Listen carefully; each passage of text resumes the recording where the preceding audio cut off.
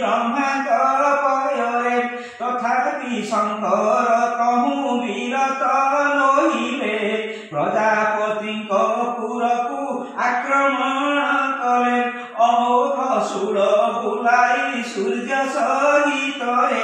ब्रह्मा को नाशिबा पाई धाइले सातरे ताहा देखि वेदवर महाभय कले चारि मुखे शिवंकर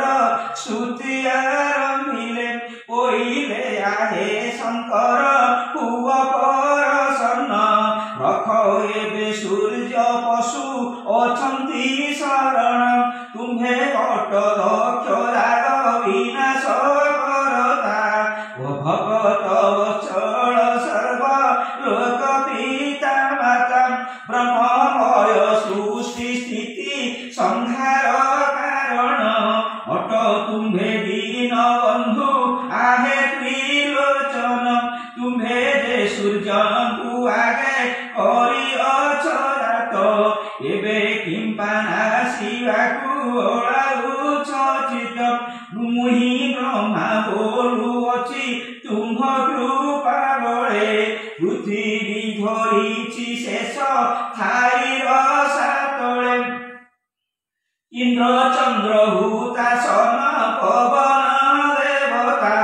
अछंती जेते सबुरी तुम्हे सृष्टि करता मुनि ऋषि माने तुम्भ पाद सेवा करी बोलाउ अछंती जगतरे तपचारी तपस्यार फल दाता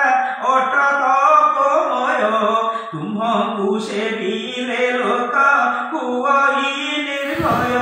एही रूपे स्तुति करी ब्रह्मा से कालरे